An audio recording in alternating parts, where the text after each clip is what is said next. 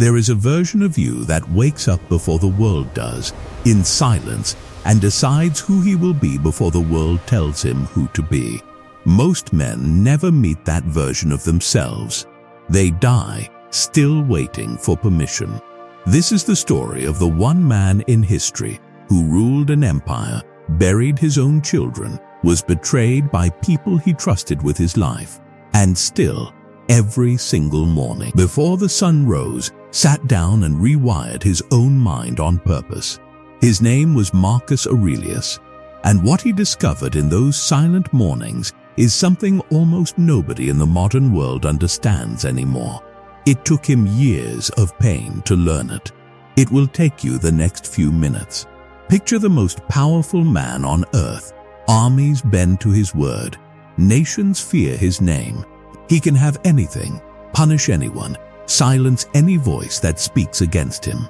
And yet, before dawn, in a cold tent on some forgotten battlefield, that same man is writing to himself like a frightened student, reminding himself not to become cruel, not to become bitter, not to become exactly the kind of man that power usually creates. Why would the most powerful human being alive need to talk himself out of becoming a monster? Because he understood something that most people discover too late. Power does not corrupt you. Silence does. The silence where nobody is left to tell you the truth. The silence where everyone around you only tells you what you want to hear. That silence is where men rot from the inside while the world still applauds them. This is lesson 1, and it is the most brutal one. The most dangerous moment in your life is not when you fail. It is when you succeed and nobody is honest with you anymore. Think about it. When you were struggling, people gave you advice. People challenged you. People told you when you were wrong. But the moment you got a little bit of power, a little bit of money, a little bit of status, something changed. People stopped correcting you. They started agreeing with you. They started performing loyalty instead of practicing it. And slowly, without noticing, you begin to believe your own myth. You start thinking you're always right because nobody dares to say otherwise. This is exactly what Marcus Aurelius feared more than any enemy army. Not the loss of his throne, the loss of his own honesty with himself. And so, every single morning, before anyone could flatter him, before the world could hand him its lies, he sat alone and told himself the truth first. That was his secret. Not meditation as an escape, meditation as an ambush against his own ego, before his ego had time to wake up and defend itself. Most people think self-improvement is about adding something, a new habit, a new schedule, a new diet, a new routine copied from a book. But that is not what changed Marcus Aurelius. What changed him was subtraction. He wasn't trying to become more. He was trying to remove the lies he told himself just to survive the day. And here is the hard truth nobody wants to hear. You are addicted to your own excuses. Every human being is. We build a story about why we haven't changed yet, why we're still stuck, why it's not really our fault. And we polish that story every single day until it becomes identity instead of explanation. Marcus Aurelius sat down each morning and took that story apart piece by piece, in his own handwriting, in private, where no one could see him fail, where no one could see him doubt himself. That is lesson 2. You cannot rewire your mind in public. You can only do it in silence, honestly, when there is no audience to perform for. Now here is where it gets darker, because his life was not some peaceful philosophical fairy tale. He lost child after child. Historians count somewhere around 8 of his children who did not survive to adulthood. Imagine that kind of grief, repeated year after year, while you are still expected to rule an empire, still expected to make decisions that affect millions of lives, still expected to appear composed in front of soldiers and senators who are watching your every expression for weakness. Most people, under a fraction of that pain, collapse completely, or they numb themselves until they feel nothing at all. But Marcus Aurelius did something different, something almost unnatural. He let the grief in, fully, without turning it into either self-destruction or denial. He wrote about accepting what happens to you, not because he didn't care, but because he understood a devastating truth. The world was never obligated to protect the people you love. Nature gives and nature takes without asking your permission and without apologizing afterward. This is lesson 3, and it is the one people resist the most. Suffering is not a signal that something has gone wrong with your life. Suffering is simply what happens when reality doesn't match the story you built in your head about how things should go. You expected your parents to live forever. You expected loyalty from people who never actually promised it. You expected fairness from a world that was never designed to be fair. And every time reality breaks that expectation, you call it suffering, when really, it's just reality refusing to follow your script. That does not mean pain isn't real. It means the second layer of pain, the anger, the bitterness, the years you spend replaying what should have happened, that second layer is optional. Marcus Aurelius wasn't trying to feel nothing. He was trying to stop adding suffering on top of suffering. Grieve the loss. Do not also punish yourself for the loss existing in the first place. Let's talk about betrayal, because this is where his story becomes almost unbearable. One of his most trusted generals, a man named Avidius Cassius, a man he had personally promoted, a man he had given power and trust to, declared himself emperor behind his back the moment a false rumor spread that Marcus Aurelius had died. Think about that. Not a stranger, not an enemy on some distant border. A man from inside his own circle, a man who owed his entire position to Marcus's trust, turned on him the second there was an opportunity. This is the part of power nobody warns you about early enough in life. The people closest to you are not dangerous because they hate you. They're dangerous because they are close enough to know exactly where your trust is thinnest. And here is the twist that separates Marcus Aurelius from almost every other powerful man in history who has faced betrayal. When the rebellion was crushed, when Cassius was killed by his own soldiers before Marcus even arrived, Marcus Aurelius reportedly wept, not out of relief, out of sorrow, because he had wanted the chance to forgive the man, to show him mercy, to prove that betrayal did not have to end in more bloodshed. Now stop and really sit with that for a second, because your instinct probably says that's weakness. Your instinct probably says the correct response to betrayal is revenge, punishment, cutting the person out completely, and making sure they suffer for what they did. But Marcus understood something almost nobody has the strength to understand. Revenge does not undo betrayal. It only proves that the betrayal successfully changed who you are. The moment you become cruel because someone was cruel to you, they have already won. They have already succeeded in making you smaller. This is lesson 4, and it will sound uncomfortable, maybe even wrong at first. The people who hurt you the most are not defeated by your anger. They are defeated by your refusal to become like them. Anger feels like power in the moment. It feels like control. But anger is actually the betrayer's final gift to you. A small piece of themselves that they leave inside your head, running on repeat for months, sometimes years, long after they've moved on with their life completely unaffected. Marcus Aurelius refused that gift, not because he didn't feel the wound. He clearly did, deeply enough to weep over it. But he refused to let that wound decide who he would become next. Now let's go back to those mornings, because this is where the real secret hides. the one buried under the title of this video. Every single day, before any messages arrived, before any advisors whispered in his ear, before the world could hand him its opinions about who he should be, Marcus Aurelius sat down and reminded himself of one simple, brutal fact. Today, I will meet people who are jealous, ungrateful, dishonest, arrogant, and difficult.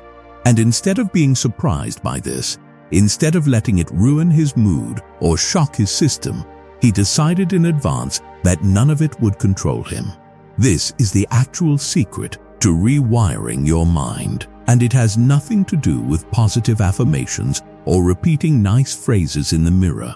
It is preparing your mind for reality before reality arrives, so that when the world disappoints you, and it will, you are not knocked off balance, because you already expected exactly this. Think about how differently most people start their day. They wake up already reacting, already scrolling, already absorbing everyone else's opinions, everyone else's outrage, everyone else's fear, before they've had a single private moment to decide what they actually think. By the time most people form their first original thought of the day, 20 other people have already programmed their mind for them. Marcus Aurelius refused to let that happen to himself, even as the most important man in the entire empire, even with 1,000 people who could have advised him before breakfast. He claimed those minutes first. Before the world could shape him, he shaped himself. This is lesson 5. And it is one of the most quietly devastating truths about modern life. Whoever gets access to your mind first in the morning has the most influence over your entire day. If the first thing you consume is noise, outrage, comparison, other people's highlight reels, you are literally handing over the steering wheel of your own mind before you've even had a chance to sit in the driver's seat. Marcus Aurelius did not have a phone, but he understood the exact same danger in a different form. Gossip, rumor, flattery, politics. He built a wall of 5, maybe 10 silent minutes around himself every single morning. And inside that wall, he decided who he would be that day, on his own terms, before anyone else got a vote. But here's the layer most people miss completely: the twist inside the twist. Marcus Aurelius wasn't writing these private thoughts for us. He never intended for anyone to read them. There was no audience, no legacy he was building, no image he was managing. He wrote purely to survive his own mind, privately, honestly, without performance. And that is exactly why his words still cut so deep 2,000 years later, because they were never trying to impress anyone. Compare that to how most people today try to fix themselves. They post about their growth. They perform their healing publicly.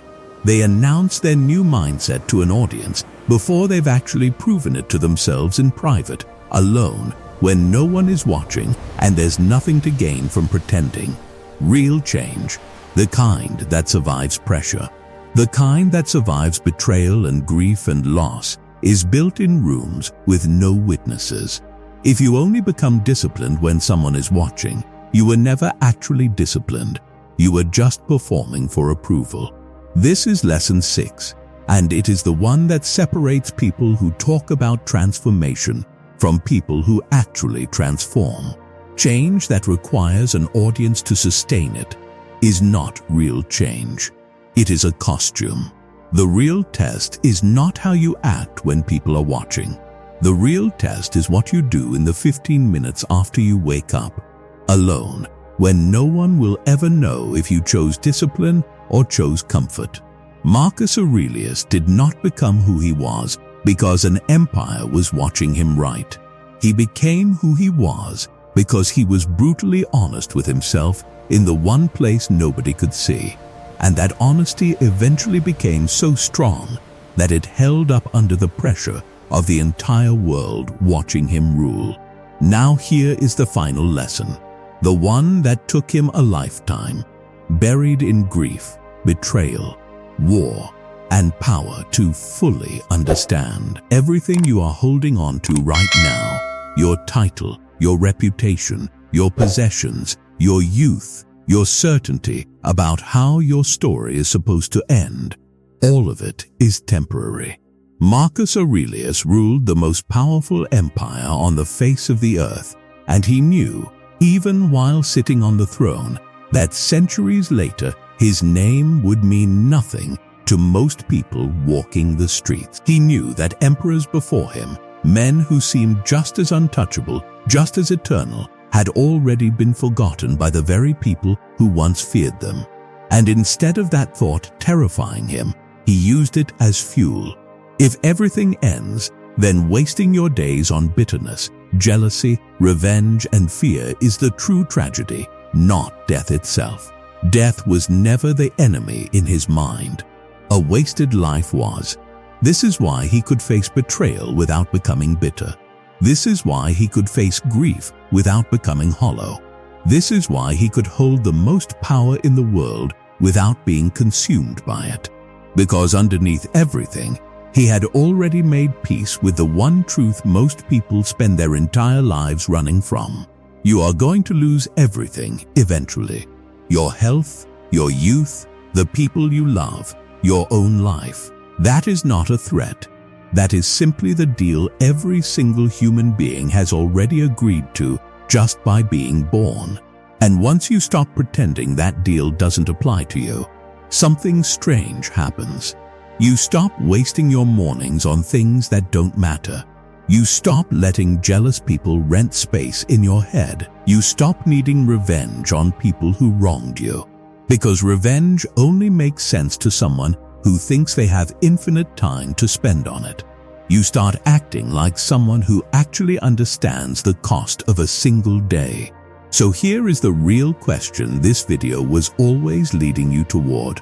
Not what would you do if you had unlimited power, but what would you do differently tomorrow morning if you genuinely accepted that today could be your last? Not in a dramatic, fearful way, but in a clear, honest way.